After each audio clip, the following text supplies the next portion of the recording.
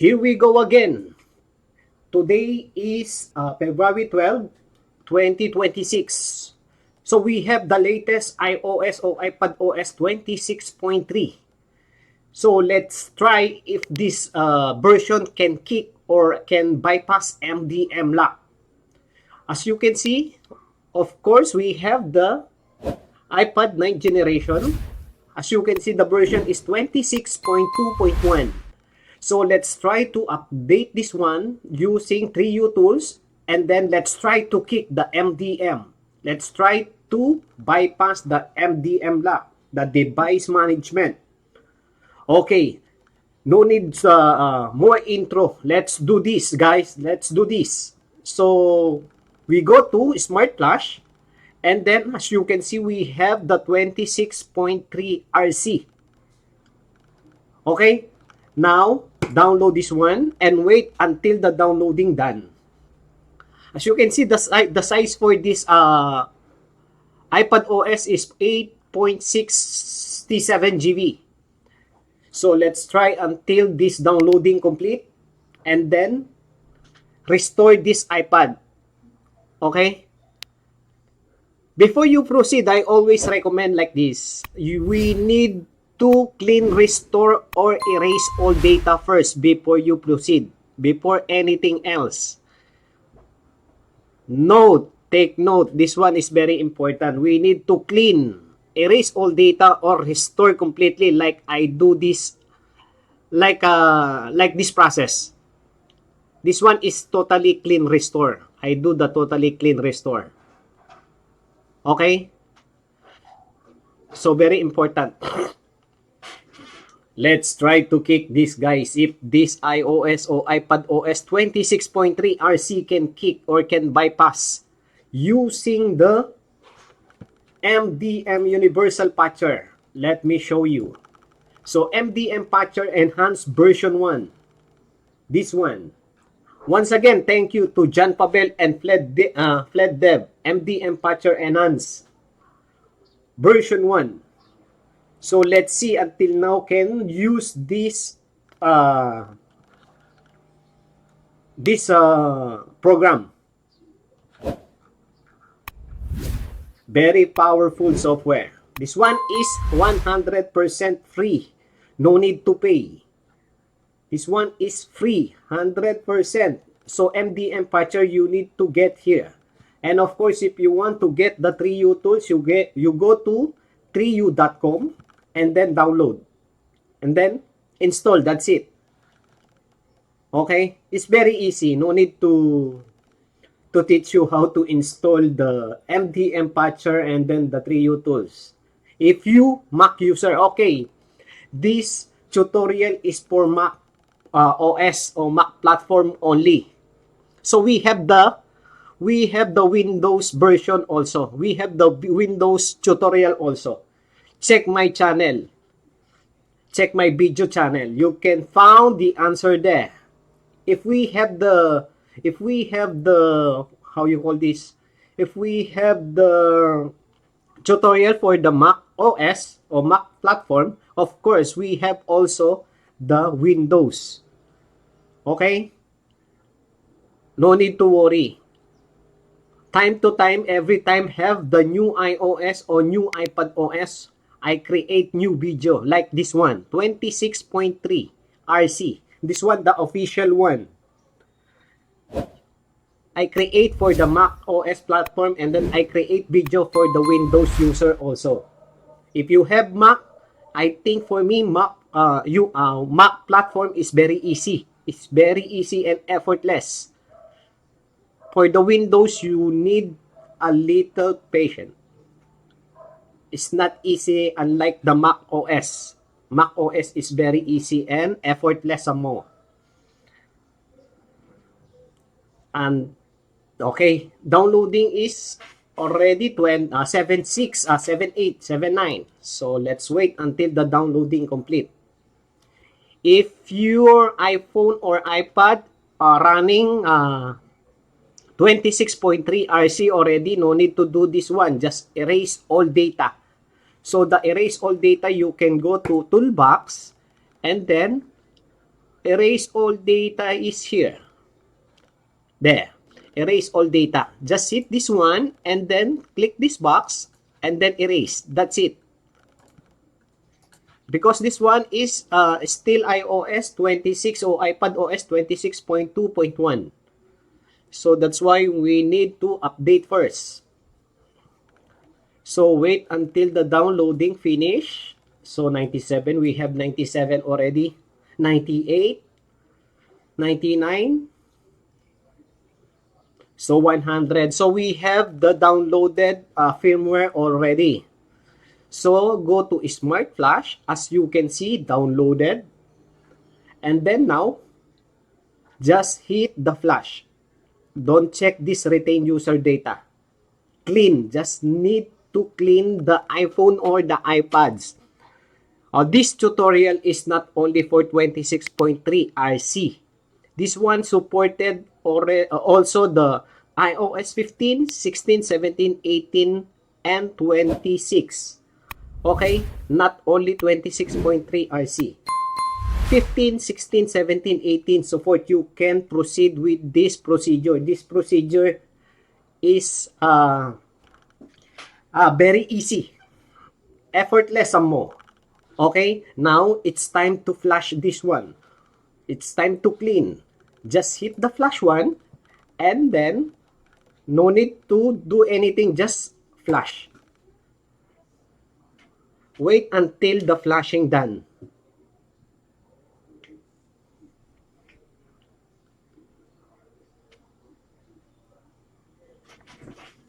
Just wait.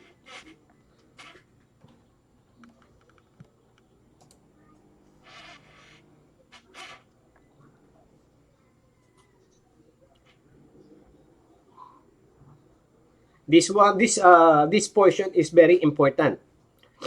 If you want success or if you want to receive a success rate 99.9%, you need to clean, restore, or erase all data first. If you're running 26.3 RC already, so you need to erase all data first. If you're running 26 point blah blah blah, the iOS 26.0, 26.1, 26.2.1, this tutorial is supported already. But if you want the latest iOS or iPadOS, so you need to restore to the latest one and then proceed to the bypass using MDM patcher, the enhanced version. Okay? Very easy and very simple, effortless.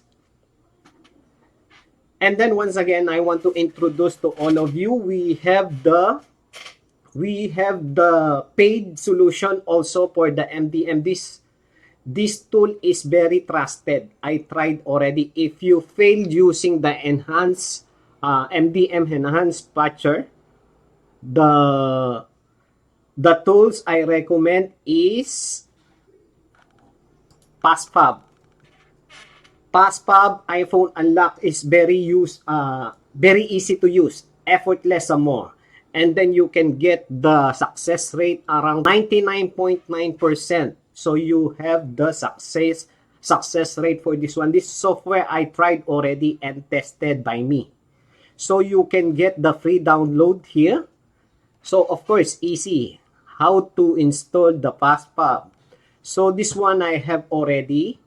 And then of course, this one is very powerful, very easy to use, and more accurate than the MDM patcher because we paid. Okay? So we get what we paid for this software, the PassFab Unlock, iPhone Unlock. Okay? So this software is very easy. So let me open the PassFab and then let me show you. This one you can get the free download. So of course, MDM. So we need to update. So remind me, just bypass, hit this portion, this bypass MDM. Of course, we have the main topic here is bypass MDM. So you can explore. They have a lot of things here. So for me, I focus on bypass MDM because this channel is for the MDM bypass. So that's it. That's it. That one is PassFab iPhone Unlock. Very powerful and trusted. So you can get the 99.9% success rate for this software. No need to worry. This one is trusted. I tried already. So if you lazy to follow step by step, so it's time for you to buy the paid one. So this one is paid. Okay? So wait until the restoring done. And let's check the magic. I'm excited to show you the magic for this new iOS 26.3 or iPad OS 26.3 RC. Okay? Let's see the magic.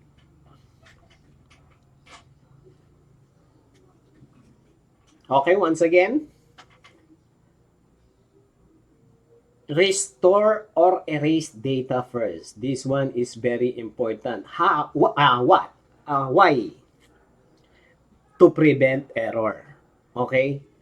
Because if you receive error, waste time, blah, blah, blah. So, if you want to prevent the error, so you must follow my instruction carefully.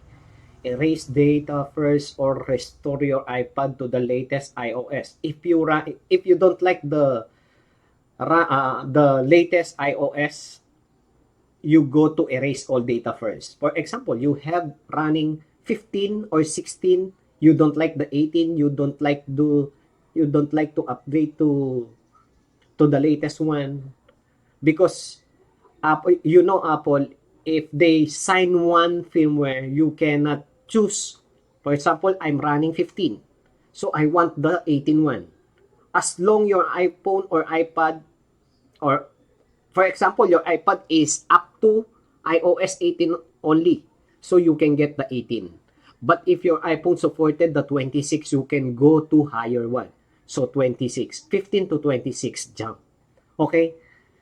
But if your iPhone, for example, the iPhone X, I think X is up to 18 only. So iPad 6 Gen is 18 also. So you can update that iPhone or iPad to the latest one, iOS or iPad OS 18 up to there. Because these two model is not supported for the 26 version. Okay? So wait until the restoring is complete, and then I'm excited to show you the magic. Let's see the magic for this iOS 26.3 RC official release by Apple.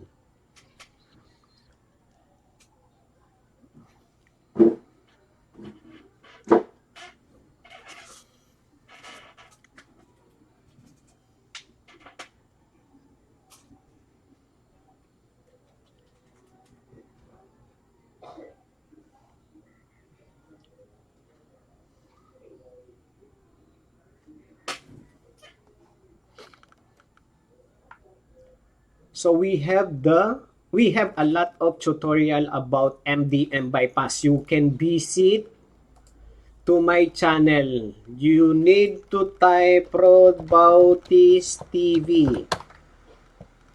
So the channel is here, and then don't forget to subscribe also, because I check my analytic. I have 90% or going to 90% they not subscribed yet. Just after they success the bypass for the MDM, they leave. Please just only subscribe to help this channel grow. If you think I help you, and then please help this channel also to grow. So all the video here you can check. The main topic here is MDM bypass. Okay? Please help this channel also. And then I think the restore is complete. Congratulations, clean flash complete. I told you, clean flash or erase data first. before you proceed to the MDM bypass.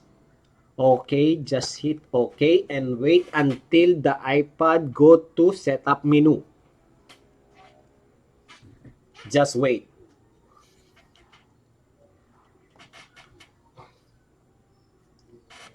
And let's see the magic. And then I want to show you, okay, as you can see all the video here. You can choose what video fit for you. I recommend always, if you have the iOS 18, this video is for you. iOS 15 up to 18, 15, 16, 17, 18. If you have iPhone or iPads, this one is very easy. Just follow this one. Okay? This one is very easy because this one I make part 2 because the part 1 is here. I have mistake for this video, that's why I create new video. This one is the part 2. So must go here. Okay? Must go to part 2. This one is Windows version. Okay? That's it. And then this tool supported starting you try Mojave because I try already Catalina up to Tahoe. This program is supported. Okay? And then you need to disable the SIP first before you proceed, before you open the MDM Patcher Enhanced version. You need to disable SIP first. After the bypass, you can enable it again. Okay? Because if you not, for example, you using Apple Silicon, so like the Intel one, so you need also to disable SIP, especially the M1, M2, M3, M4, M5. So you need to disable the SIP first. This is very important also because if you not do that, the program is cannot open. You can receive error. Confirm 100%. So you need to disable first and then after bypass, enable it again. That's it. And then go back to the iPad. Go buddy. As you can see, we have the 26.3. Okay? 23D125.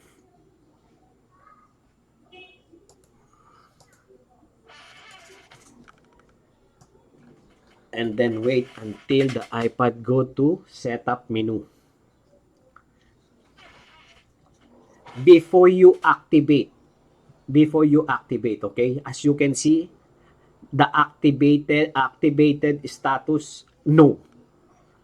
Before you activate, you need to wait the iPad first on the setup menu before we activate.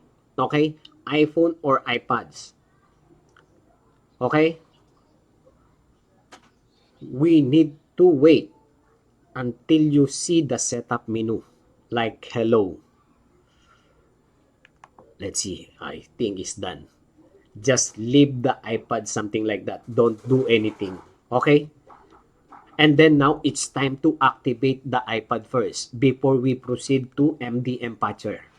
Activate and then just activate only.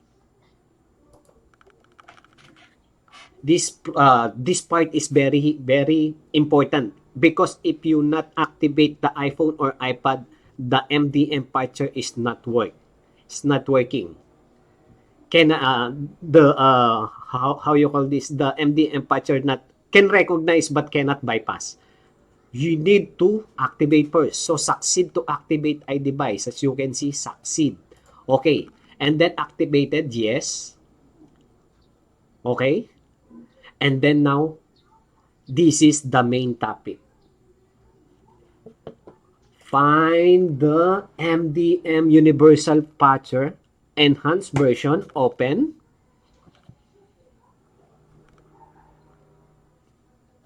Wait. This one is the old one. Let me quit this one. We use the enhanced version. This one. Okay. As you can see, we have the iPad 12,1, 26.3, 23D125. So as you can see, the info is same on the Trio Tools information. So now, we need to hide this one, minimize, and then make sure the device model and then the info is here. The MDM patcher enhance recognize your iPhone or iPad before you proceed. And then as you can see, full device and OS compatibility iOS 18. Ignore this one. Just ignore this one. Just hit patch. Let's see the magic. Okay. As you can see, a matter of seconds. I think around 5 seconds or 6 seconds. Success. MDM has been successfully patched on your DI device. Please finish set up your device. Have fun. So let's see the magic. If the magic is happen again. So this one is for Mac OS platform. If you have Mac OS, good for you because Mac OS is good for bypassing like MDM. For me, very easy and effortless. As you can see, how to bypass MDM free, 100%, no need to pay. Very easy. This tool can bypass our MDM lock for only 5 seconds to 6 seconds. Okay? I think we are in. Let's see the magic. Okay, just continue. If you see the data and privacy, meaning we are in, guys, the IMDM is bypassed already. If you see the data and privacy, just continue. Passcode, don't use. Don't use. Agree. Continue. Set up later.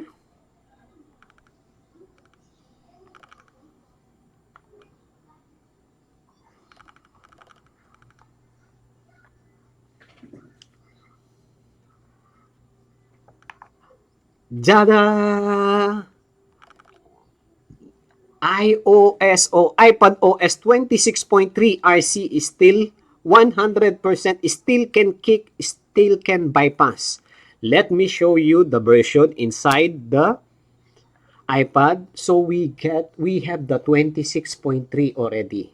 So successful bypass. Still can kick, no need to worry. And then if you have bypass before, if you use this MDM universal patcher before, for example, you running iOS 18 before. If you want to jump iOS 26.3 RC, update via OTA on the air using Wi-Fi directly. So no need to worry, it's supported. No need to redo the process. Just directly native. Update your iPhone or iPad. iOS 18 to 26. If you're using this tool before, it's very safe to update using OTA. And then this one is untethered. You can on and off the iPhone or iPads unlimited. No need to redo the process. And then I have subscriber or I have a viewer also. They ask me after the bypass the Wi-Fi can you? Of course. After the bypass the SIM card can work. Of course can work. Wi-Fi and then the SIM card, the data, no need to worry. 100% working. You can sign in to your iCloud account. You can sign in to your FaceTime. You can sign in. You can download any apps you like. Something like that. Okay? No restriction for this tutorial. So let's try. Let me show you. This one is untethered. So off and then now on. Untethered meaning you can on and off the iPhone and iPad unlimited. No need to worry.